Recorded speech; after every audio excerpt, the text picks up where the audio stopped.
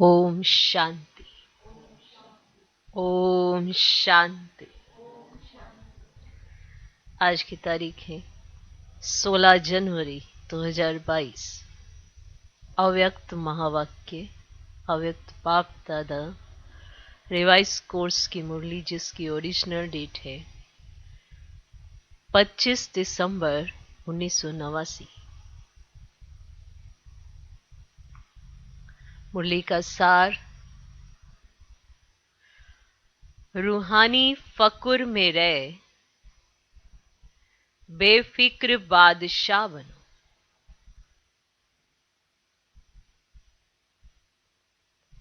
रूहानी फकुर में रहे बेफिक्र बादशाह बनो।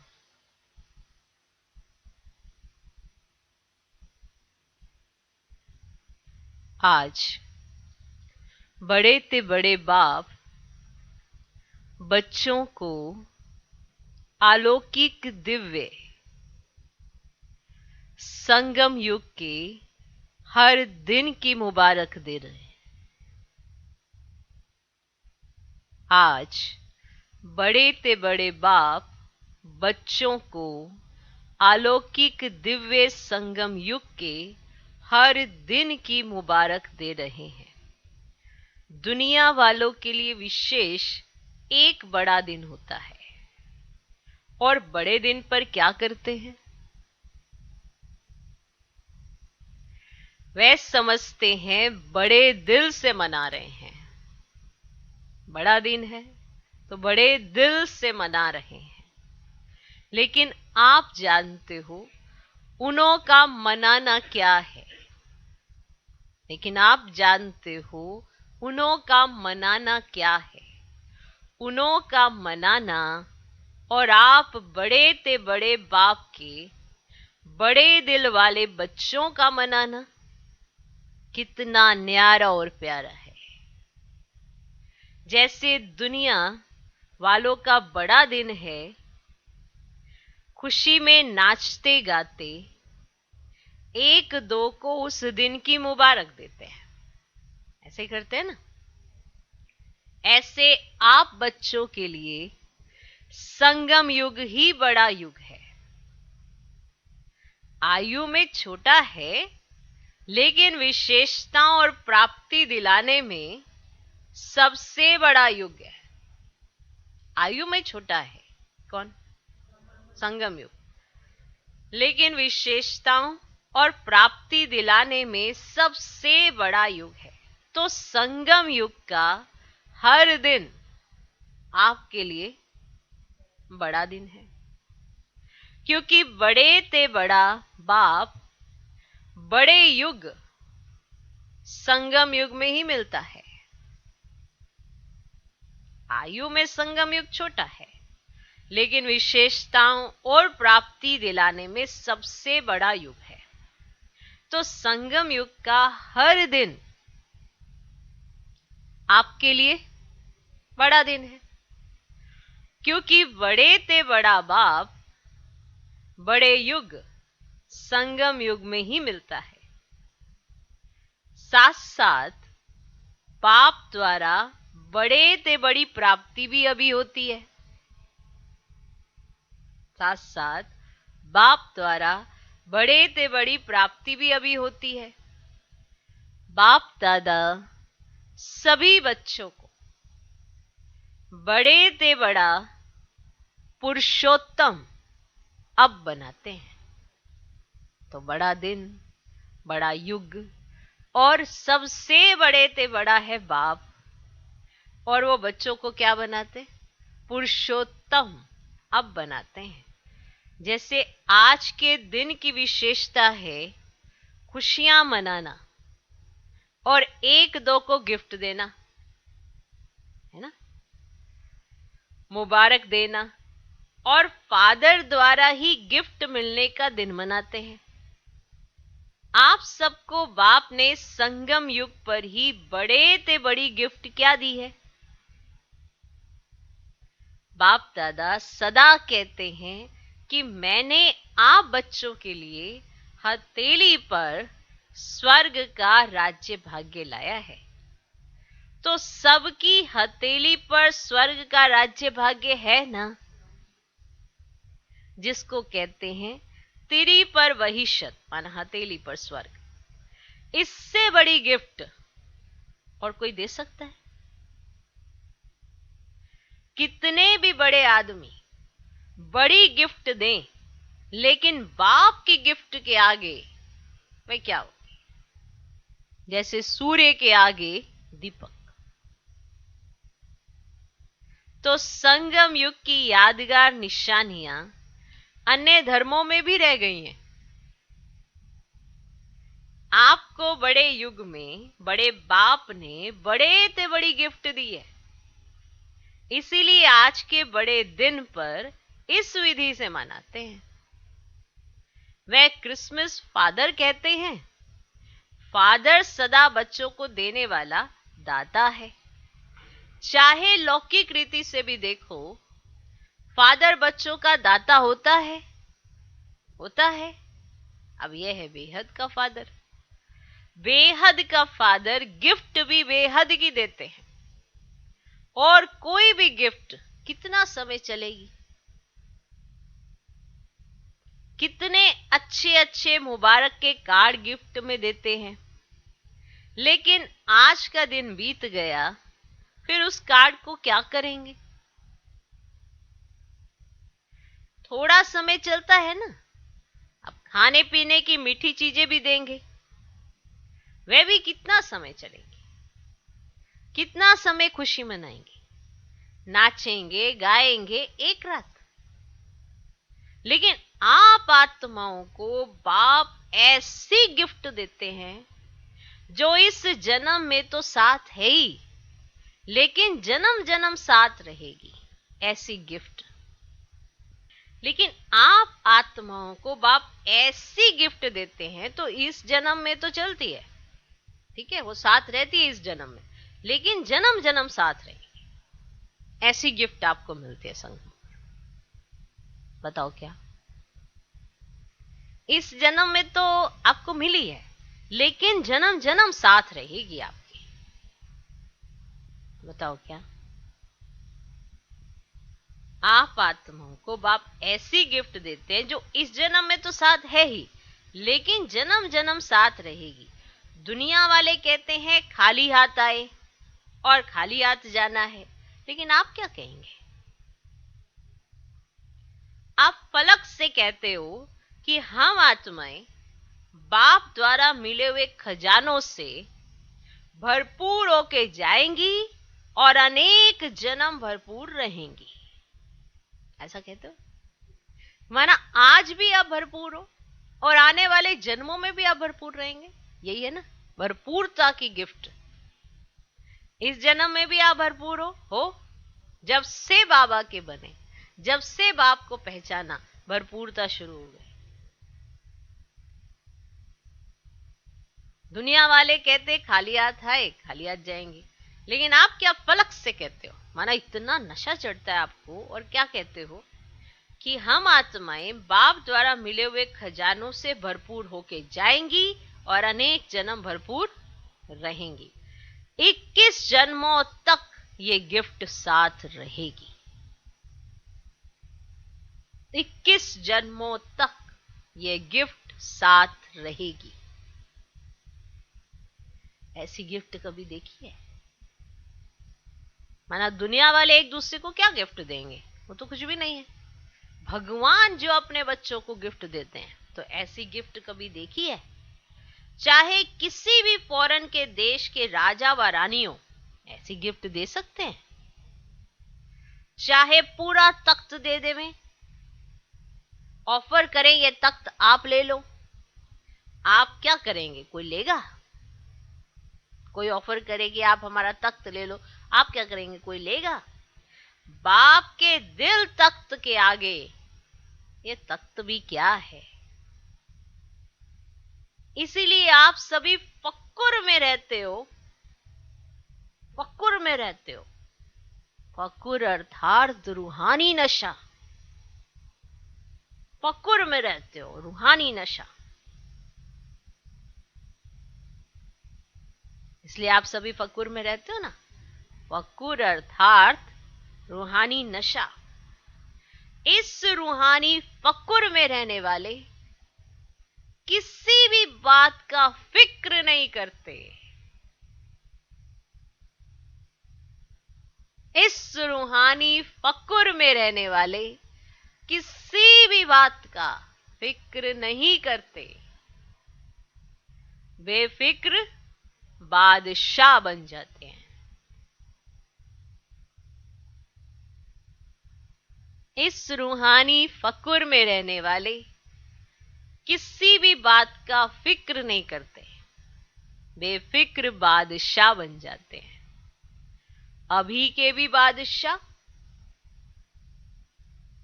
और भविष्य में भी राजाई प्राप्त करते हो। अभी के भी बादशाह और भविष्य में भी राजाई प्राप्त करते हो। इसीलिए सबसे बड़ी और सबसे अच्छी ये बेफिक्र बादशाही है ना। सबसे बड़ी और सबसे अच्छी ये बेफिक्र बादशाही है। कोई फिक्र है? कोई फिक्र है? इतने नीचे से कह रहे है कोई फिक्र है? और प्रवृत्ति में रहने वालों को बाल बच्चों का फिक्र है। जो प्रवृत्ति में रहते हैं ना, उनको बाल बच्चों का फिक्र है। कुमारों को खाना बनाने का फिक्र ज्यादा है। नौकरी का नहीं, नौकरी तो उनको पता है मिल, ये नहीं किया वो नहीं किया, कोई ना कोई तो मिल ही जाएगी। पर कुमारों को खाना बनाने का फिक्र ज्यादा है। कुमारियों को क्या फिक्र होता है? नौकरी का, कि अच्छी नौकरी मिले। फिक्र है क्या? बेफिक्र हो ना, बेफिक्र हो ना, हो ना। जिसको फिक्र होगा वह बेफिक्र बादशाही का मजा नहीं ले सकेंगे। जिसको फिक्र होगा बाल बच्चों का क्या होगा, खाने का, नौकरी का, जिसको भी फिक्र होगा वह बेफिक्र बादशाही का मजा नहीं ले सकेंगे। जिसको भी फिक्र होगा। विश्व की राजाई तो 20 जन्म होगी, लेकिन यह बेफिक्र बादशाही और दिल तख्त यह एक ही इस युग में मिलते हैं, एक जन्म के लिए। तो एक का महत्व है ना।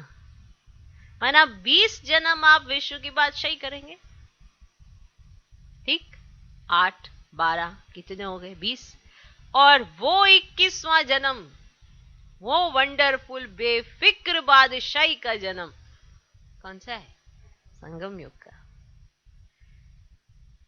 विश्व की राजाई तो 20 जन्म होगी, लेकिन यह बेफिक्र बादशाही और दिल तख्त ये एक ही इस युग में मिलते हैं, एक जन्म के लिए। तो एक का महत्व है ना। बाप दादा सदा बच्चों को यही कहते हैं, ब्राह्मण जीवन अर्थात बेफिक्र बादशाह है ना, बेफिक्र बादशाह।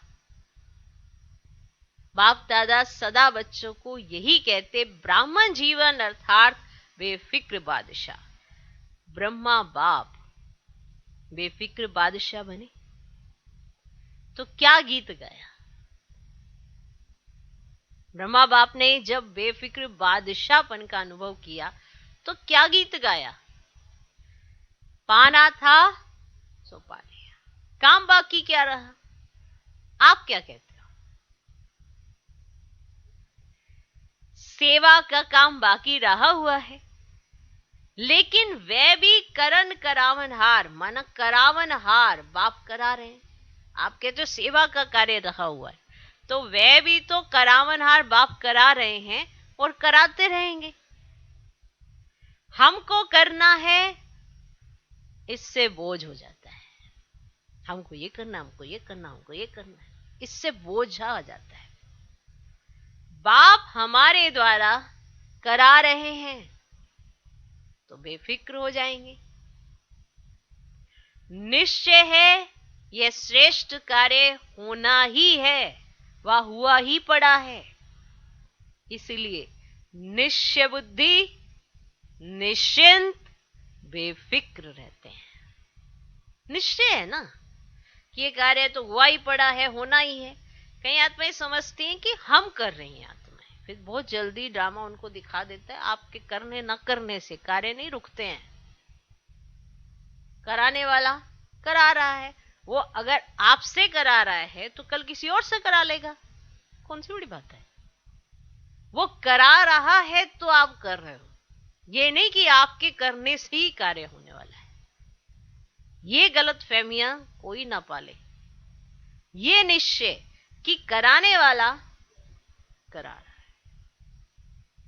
तो मैं कर रहा हूं ना। आप नहीं करोगे तो आपको क्या लगता है, आप नहीं करोगे तो कोई नहीं करेगा। वो अगर आपसे करा सकता है तो किसी से भी करा सकता है। इसीलिए कहा ना, कराने वाला करा रहा है, ये निश्चय। मैं कर रहा हूं, मैंने ही किया है, मैं ही करता हूं, ये अभिमान ना पाले कोई, वो जल्दी टूटता है।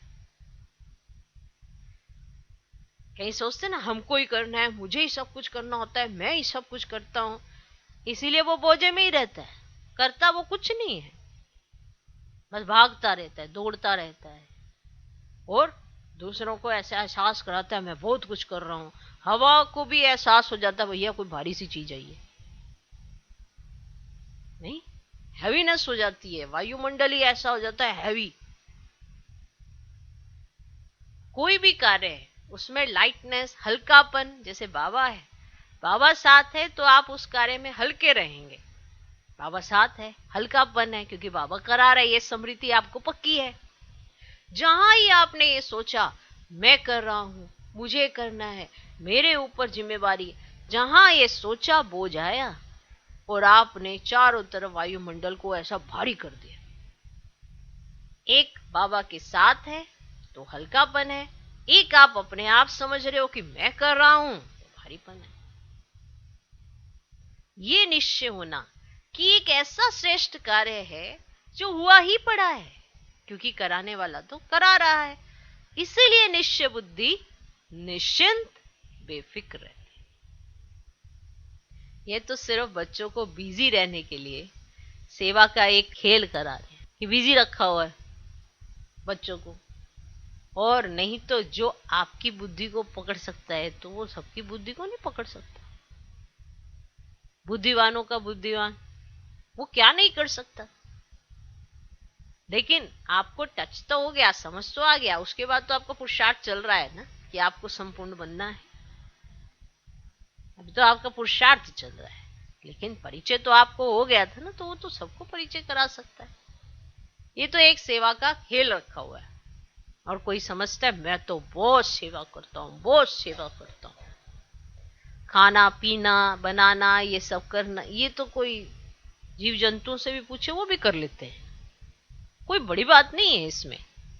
बड़ी बात क्या है, किसी को भगवान का परिचय देकर भगवान का बनाना, उसके लिए पहले अपने जीवन में धारणा होनी बड़ी जरूरी है, तभी तो किसी पे प्रभाव पड़ेगा। तो यह जो सेवा का एक बिजी रखने का एक खेल बना हुआ है, निमित्त बनाए वर्तमान और भविष्य सेवा के फल का अधिकारी बना रहे हैं। बाबा ने हमें निमित्त बना दिया और हमारा भविष्य भी श्रेष्ठ बन रहा है और हमारा वर्तमान भी, उसका अधिकारी बना रहे हैं बाबा। काम बाप का, नाम बच्चों का। काम है बाप का और नाम बच्चों का। फल बच्चों को खिलाते, खुद नहीं खाते हैं, तो बेफिक्र हुए ना। सेवा में सफलता का सहज साधन ही यह है, कराने वाला करा रहा है। अगर आपको सेवा में सफलता प्राप्त करनी है तो सदा याद रखो, कराने वाला करा रहा है। अगर मैं कर रहा हूं तो आत्मा की शक्ति परमान सेवा का फल मिलता है। फिर जितनी आपके अंदर शक्ति होती है उतनी लाभ प्राप्त करेंगे, क्योंकि आप समझते हैं कि मैं कर रहा हूं।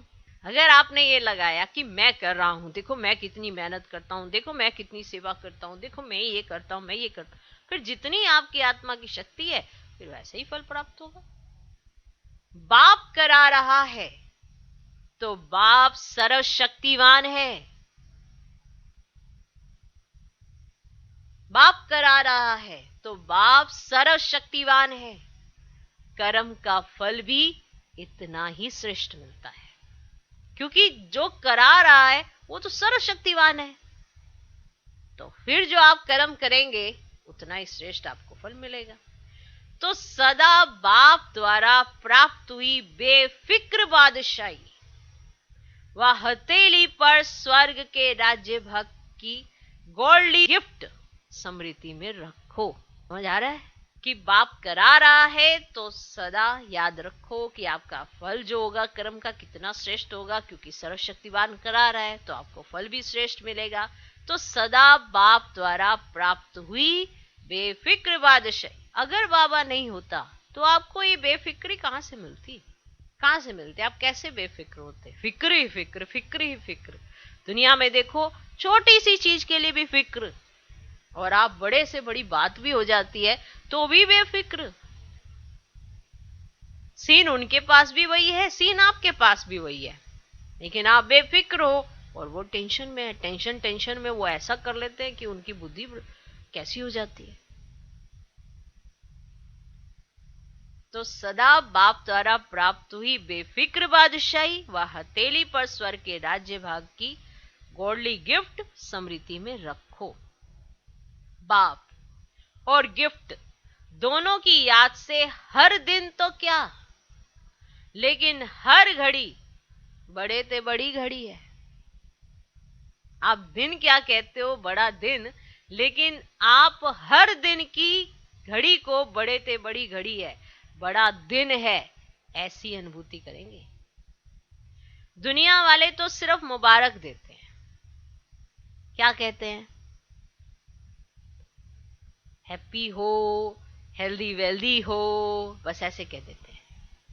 मैरी क्रिसमस, हैप्पी हो, हेल्दी वेल्दी हो, कह देते हैं। लेकिन बन तो नहीं जाते हैं ना, हैप्पी बन तो नहीं जाते, हेल्दी वेल्दी बन तो नहीं जाते, बस कह देते हैं। लेकिन बन तो नहीं जाते हैं ना। बाप तो ऐसी बाबा मुबारक देते हैं, हेल्थ, वेल्थ, हैप्पीनेस, ये वरदानों के रूप में साथ रहती है। और वरदान तो अपना कार्य अपने आप करता है। सिर्फ मुख से कह करके खुश नहीं करते हैं, लेकिन बनाते हैं क्या? हैप्पी, हेल्दी, वेल्दी बाबा बनाते हैं बच्चों को, और बनना ही मनाना है, क्योंकि अविनाशी बाप की मुबारक भी अविनाशी होगी ना। तो मुबारक वरदान बन जाती है कि हैप्पी रहो, हेल्दी वेल्दी रहो, तो ये वरदान बन गया। भगवान ने कहा आप हैप्पी रहोगे, भगवान ने कहा आप हेल्दी वेल्दी रहोगे, तो अब सोचो ये मुबारक वरदान बन जाती है। आप तना से निकले हो ना, निकले हुए हो, ये सब शाखाएं हैं, ये सभी धर्म आपकी शाखाएं हैं ना, कल्प वृक्ष की शाखाएं हैं। इसलिए वृक्ष की निशानी क्रिसमस ट्री दिखाते हैं। क्रिसमस ट्री कभी सजी हुई देखी है? बाबा ने पूछा। बाबा के आसपास क्रिसमस ट्री लगाए हुए हैं, तो बाबा ने कहा क्रिसमस ट्री कभी सजी हुई देखी है? इसमें क्या करते हैं? तो स्टेज पर 2 क्रिसमस ट्री सजे हुए रखे हैं। उसमें क्या दिखाया है? क्या दिखाया है? विशेष चमकते हुए जगे हुए बल्ब दिखाते हैं। छोटे छोटे बल्बों से भी सजाते हैं। इसका अर्थ क्या है? कल्प वृक्ष की आप चमकती हुई आत्माएं हो, और जो भी धर्म पिताएं आते हैं वे भी अपने हिसाब से सतो प्रधान होते हैं। इसीलिए गोल्डन एज्ड आत्मा चमकती हुई होती है। इसीलिए ये कल्प वृक्ष की निशानी अन्य धर्म की शाखाएं भी हर वर्ष निशानी मनाते रहते हैं। सारे वृक्ष का ग्रेट ग्रेट ग्रैंडफादर है ना? कौन सा बाप ग्रेट ग्रेट ग्रैंडफादर है? बाप ने ब्रह्मा को आगे रखा है। साकार सृष्टि की आत्माओं का आदि पिता आदिनाथ ब्रह्मा है, इसलिए ग्रेट ग्रेट ग्रैंडफादर है। आदि देव के साथ आप भी हो ना, कि अकेले आदि देव हैं? आप आदि आत्माएं अभी आदि देव के साथ हो और आगे भी साथ रहेंगी। इतना नशा है। खुशी के गीत सदा गाते रहते हो ना, या सिर्फ आज गाएंगे? आज विशेष डबल फॉरेनर्स का दिन है। आपके लिए रोज बड़ा दिन है या आज है? चारों ओर के देश विदेश के बच्चे कल्प वृक्ष में चमकते हुए सितारे दिखाई दे रहे हैं। सूक्ष्म रूप में तो सब मधुबन में पहुंचे हुए हैं, वे भी सब आकारी रूप में मना रहे हैं। आप साकारी रूपों में मना रहे हो। सभी का मन बाप की गॉडली गिफ्ट को देख खुशी में नाच रहा है। बाप दादा भी सर्व साकार रूप और आकार रूपधारी बच्चों को सदा हर्षित भव की मुबारक दे रहे हैं, जो साकार में सामने बैठे हैं और जो आकारी रूप में बाबा के समक्ष हैं। तो सदा हर्षित भव की मुबारक दे रहे हैं। सदा दिल खुश मिठाई खाते रहो और प्राप्ति के गीत गाते रहो। ड्रामानुसार भारत वालों को विशेष भाग्य मिला हुआ है। अच्छा, सभी टीचर्स ने बड़ा दिन मनाया कि रोज मनाती हो? बड़ा बाप है और बड़े आप भी हो, इसीलिए जो दुनिया वालों के बड़े दिन हैं उसको महत्व देते हैं। इसमें भी आप बड़े छोटे भाइयों को उत्साह दिलाते हो। सभी टीचर्स बेफिक्र बादशाह हो। बादशाह अर्थात सदा निश्चय और नशे में स्थित रहने वाले, क्योंकि निश्चय विजयी बनाता है और नशा खुशी में सदा ऊंचा उड़ाता है। निश्चय विजयी बनाता है, माना आपकी जीत होनी ही है। अगर आपको कंप्लीट निश्चय, संपूर्ण निश्चय, आपकी जीत ना हो ऐसा तो लिखा ही नहीं है। तो बादशाह अर्थात सदा निश्चय और नशे में स्थित रहने वाले। बेफिक्री का सुन लिया आपने, कोई फिक्र नहीं। बादशाही का सुन लो। बादशाह कौन? अर्थात सदा निश्चय और नशे में स्थित रहने वाले, क्योंकि निश्चय विजयी बनाता है और नशा खुशी में सदा ऊंचा उड़ाता है। तो बेफिक्र बादशाही होंगे ना। कोई फिक्र है क्या? सेवा कैसे बढ़ेगी? अच्छे अच्छे जिज्ञासु पता नहीं कब आएंगे, कब तक सेवा करनी पड़ेगी, ये सोचते तो नहीं हो टीचर्स? ये सोचते तो नहीं हो? असोच बनने से ही सेवा बढ़ेगी, सोचने से नहीं बढ़ेगी। असोच बन बुद्धि को फ्री रखेंगे तब बाप की शक्ति मदद के रूप में अनुभव करेंगे। असोच बन, अगर सोचते ही रहोगे तो कार्य कैसे करोगे? असोच बन बुद्धि को फ्री रखेंगे तब बाप की शक्ति मदद के रूप में अनुभव करेंगे। सोचने में ही बुद्धि बिजी रखेंगे तो बाप की टचिंग, बाप की शक्ति ग्रहण नहीं कर सकेंगे। सोचने में ही बुद्धि बिजी रखेंगे तो बाप की टचिंग, बाप की शक्ति ग्रहण नहीं कर सकेंगे। बाबा और हम कंबाइंड हैं। बाबा और हम कंबाइंड हैं। करावनहार और करने के निमित्त में आत्मा, है ना? कराने वाला करा रहा है और मैं निमित्त बन करूं। ये नहीं कि मैं ही करती हूं, मैं ही देखती हूं, मैं ही सब कुछ करती हूं, ऐसा भाव आया ही खत्म। बाबा और हम कंबाइंड हैं। करावनहार और करने के निमित्त मैं आत्मा, इसको कहते हैं असोच। कई सोचते हैं अगर सोचेंगे ही नहीं तो सेवा कैसे होगी। असोच का अर्थ है कि अगर आप यही सोचते हो कि आप ही करते हो तो ये वाली सोच आपको कभी सफलता नहीं दिलाने वाली है। हाँ, अगर आप ये सोचते हो कि कराने वाला करा रहा है, मैं निमित्त बन करूं, उनके गुणों को, विशेषताओं को, शक्तियों को प्रत्यक्ष करूं अपने जीवन के माध्यम से, तो आप सही सोचते हो। लेकिन उसके लिए आपको ये चिंतन जरूर रखना पड़ेगा कि कराने वाला करा रहा है। कोई सोचे मेरे को ये करना है, मेरे को ये करना है, मेरे पास ये कार्य है, मेरे पास ये कार्य है, तो फिर बोझे वाली आत्मा है। हर घड़ी हर सेकंड वो बोझे में ही रहेगी और बोझ के कारण वो हमेशा बोझिल रहेगी, मूझी मूझी सी रहेगी। जो भी मैंपन में रहता है वो बोझ में रहता है, और जो बोझ में रहता है वो बोझिल रहता है, मूंझा हुआ रहता है।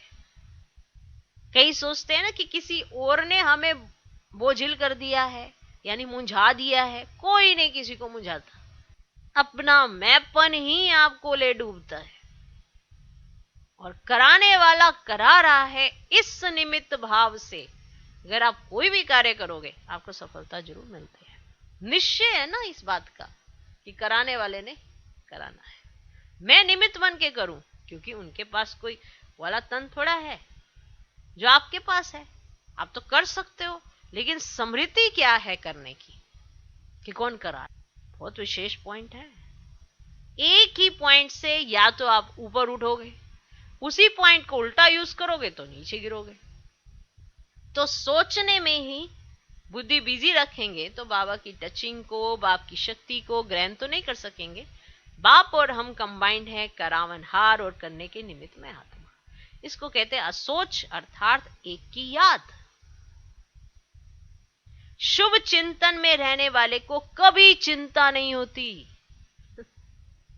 इतना विशेष पॉइंट कि शुभ चिंतन में रहने वाले को कभी चिंता नहीं होती।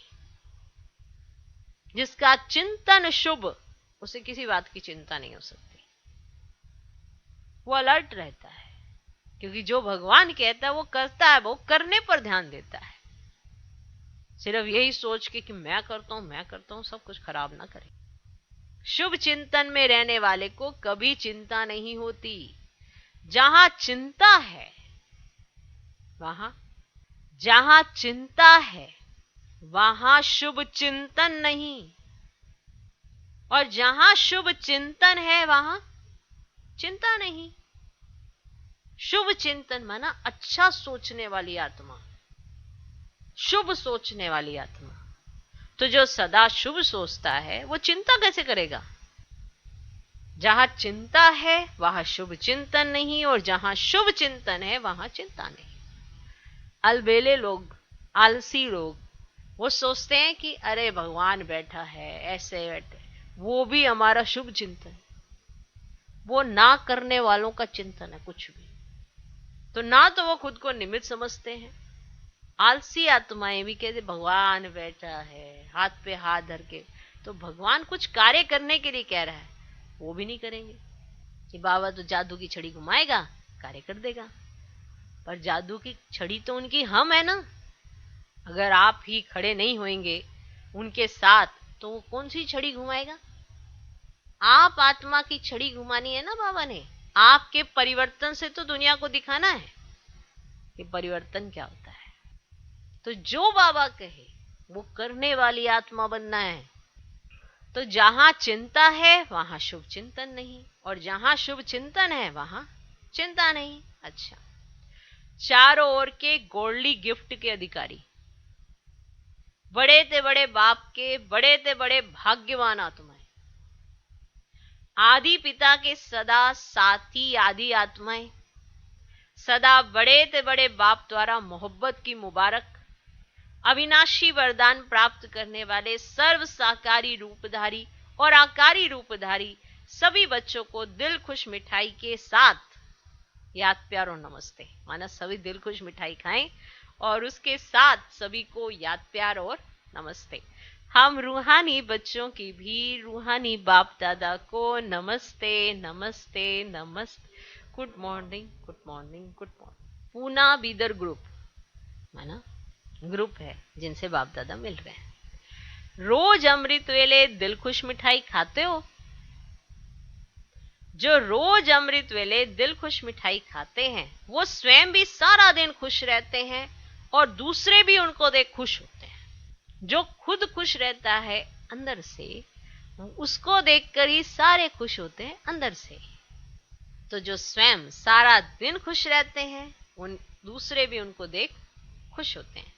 ये ऐसी खुराक है, ये ऐसी खुराक है जो कोई भी परिस्थिति आ जाए, माने ये खुशी एक ऐसी खुराक है, आपने सुना तो है, लेकिन जो सच में खुश रहते हैं तो ये एक ऐसी खुराक है जो कोई भी परिस्थिति आ जाए, लेकिन ये दिल खुश खुराक परिस्थिति को छोटा बना देती है। वही हमने आपको भी पीछे भी बताया कि परिस्थिति आपके साथ भी वही आ रही है, बाहर वालों के साथ भी वही आ रही है, सेम परिस्थिति है, लेकिन आपके लिए वो छोटी क्यों हो जाती है और दूसरों के लिए वो बड़ी क्यों हो जाती है? समृद्धि बदली हुई है। तो जो इस खुराक को खाता है तो उसके पास भले कोई भी परिस्थिति आ जाए, लेकिन यह दिल खुश खुराक परिस्थिति को छोटा बना देती है। इसलिए कहीं आपने देखा होगा छोटी सी बात का बहुत बड़ा बतंगड़ बना देते हैं, और कई बड़ी बात को भी हवा में उड़ा देते हैं। कई छोटी बात को खींचते रहते हैं, पता नहीं कितना समय उसमें लगा देते हैं, और कई बड़ी बात भी आती है तो उसे कोई बात नहीं ना, तो उसमें ऐसा होता है। तो दिल खुश खुराक परिस्थिति को छोटा बना देती, पहाड़ को रुई बना देती है। इतनी ताकत है इस खुराक में। जैसे शरीर के हिसाब से भी जो तंदुरुस्त व शक्तिशाली होगा वह हर परिस्थिति को सहज पार करेगा, और जो कमजोर होगा वह छोटी सी बात में भी घबरा जाएगा।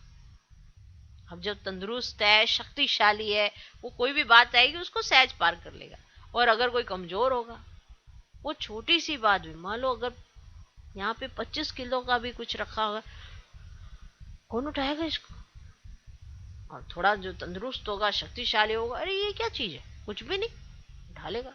कमजोर के आगे परिस्थिति बड़ी हो जाती है, और शक्तिशाली के आगे परिस्थिति पहाड़ से रुई बन जाती है।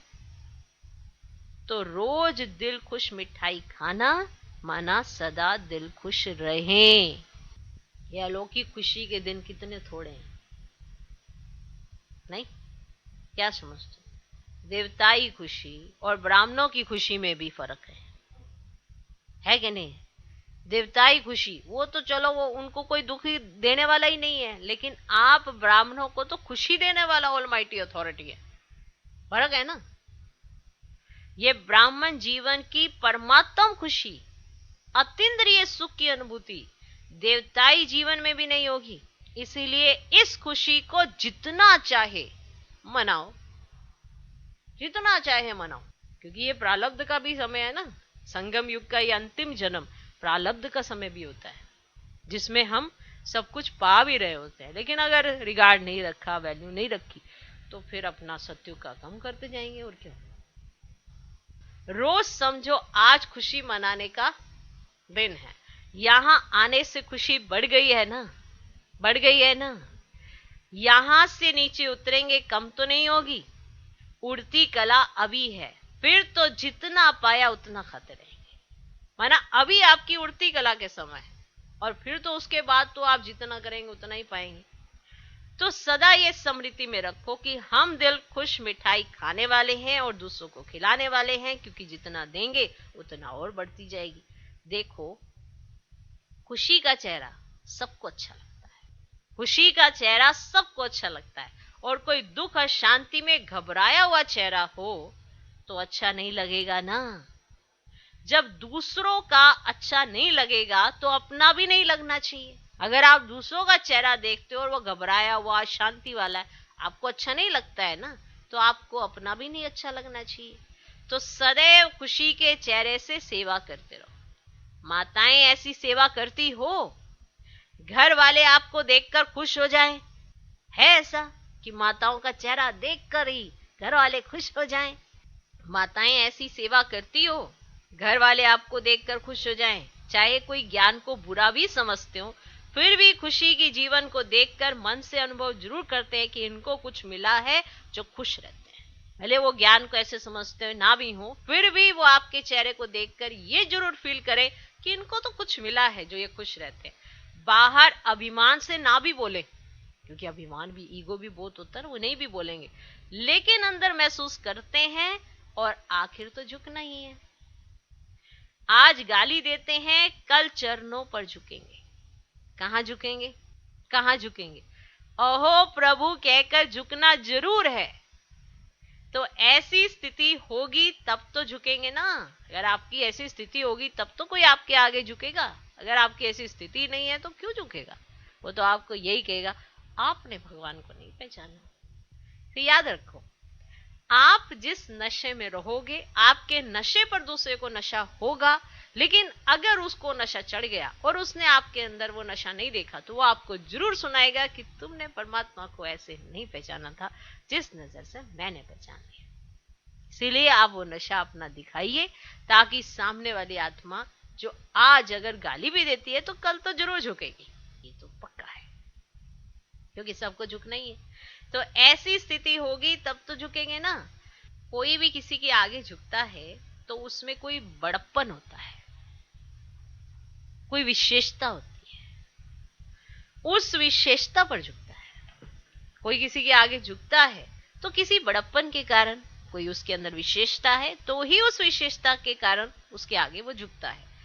ऐसे तो कोई नहीं झुकेगा ना। अगर आप सोचते हो कि हम तो भगवान के बच्चे हैं, तो भगवान के बच्चों में भगवान जैसे गुण जरूर होने चाहिए। तब तो कोई समझे कि आप भगवान के बच्चे हो, तब तो कोई आपके आगे झुकेगा ना। दिखाई दे इन जैसी जीवन कोई की है ही नहीं, सदा खुश रहते हैं। तो रोने की परिस्थिति में भी खुश रहे, मन खुश रहे। ऐसे नहीं हंसते रहो, लेकिन मन खुश हो। पांडव क्या समझते हैं? ऐसा अनुभव दूसरों को होता है या अभी कम होता है कि आपको देखकर दूसरे को खुशी हो, दूसरे का मन भी खुश हो। आपको देखकर ऐसा अनुभव दूसरों को होता है। माना माताओं से कहा, आपका परिवार आपको देखकर खुश होता है।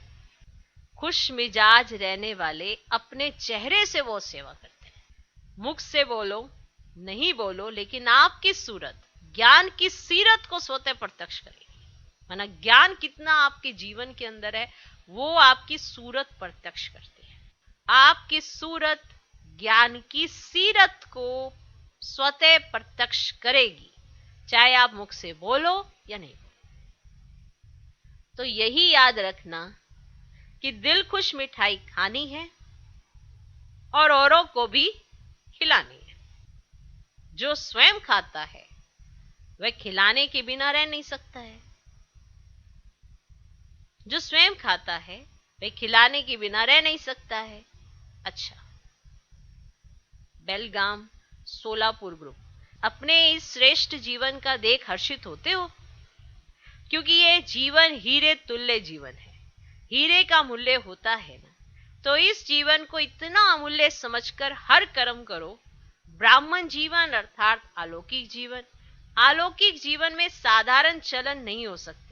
जो भी कर्म करते हो वह अलौकिक होना चाहिए, साधारण नहीं। अलौकिक कर्म तब होता है जब अलौकिक स्वरूप की स्मृति रहती है, क्योंकि जैसी स्मृति होगी वैसी स्थिति होगी। स्मृति में रहे एक बाप दूसरा न कोई, तो बाप की स्मृति सदा समर्थ बनाती है, इसलिए कर्म भी श्रेष्ठ अलौकिक होता है। सारा दिन जैसे अज्ञानी जीवन में मेरा मेरा करते रहे, जब आपकी अज्ञानी जीवन थी तो मेरा मेरा करते रहे, अब यही मेरा बाप की तरफ लगा दिया ना, अभी और सब मेरा मेरा खत्म हो गया। ब्राह्मण बनना अर्थात सब कुछ तेरा कर दिया। ये गलती तो नहीं करते हो, मेरे को तेरा तेरे को मेरा तो नहीं बना देते हो। जब कोई मतलब होगा तो कहेंगे मेरा, और कोई मतलब नहीं होगा तो कहेंगे तेरा। मेरा भले कहो लेकिन मेरा बाबा कहो, बाकी सब मेरा मेरा छोड़कर एक मेरा। एक मेरा कहने से मेहनत से छूट जाएंगे, बोझ उतर जाएगा। नहीं तो गृहस्थी जीवन में कितना बोझ है। अभी हल्के डबल लाइट हो गए, इसलिए सदा उड़ती कला वाले हो। उड़ती कला के सिवाय रुकती कला में रुकना नहीं है, सदा ही उड़ते चलो। बाप ने अपना बना लिया, सदा इसी खुशी में रहो। आज का वरदान, ज्ञान के साथ साथ गुणों को इमर्ज कर नंबर 1 बनने वाले सर्वगुण संपन्न भव। वर्तमान समय आपस में विशेष कर्म द्वारा गुणदाता बनने की आवश्यकता है। इसीलिए ज्ञान के साथ साथ गुणों को इमर्ज करो। यही संकल्प करो कि मुझे सदा गुणमूर्त बन सबको गुणमूर्त बनाने का विशेष कर्तव्य करना ही है। तो व्यर्थ देखने, सुनने व करने की फुर्सत ही नहीं रहेगी। दूसरों को देखने के बजाय ब्रह्मा बाप को फॉलो करते हुए हर सेकंड गुणों का दान करते चलो, तो सर्वगुण संपन्न बनने और बनाने का एग्जाम्पल बन नंबर 1 हो जाएंगे। आज का स्लोगन, साइलेंस की पावर द्वारा नेगेटिव को पॉजिटिव में परिवर्तन करना ही मनसा सेवा है। साइलेंस की पावर द्वारा नेगेटिव को पॉजिटिव में परिवर्तन करना ही मनसा सेवा है। लवलीन स्थिति का अनुभव करो। ये परमात्म प्यार ऐसा सुखदाई प्यार है, जो इस प्यार में एक सेकंड भी खो जाओ तो अनेक दुख भूल जाएंगे और सदा के लिए सुख के झूले में झूलने लगेंगे। ये परमात्म प्यार ऐसा सुखदाई प्यार है, जो इस प्यार में एक सेकंड भी खो जाओ तो अनेक दुख भूल जाएंगे और सदा के लिए सुख के झूले में झूलने लगेंगे। अगर एक सेकंड भी इस परमात्म प्यार में खो गए तो अनेक दुख भूल जाएंगे और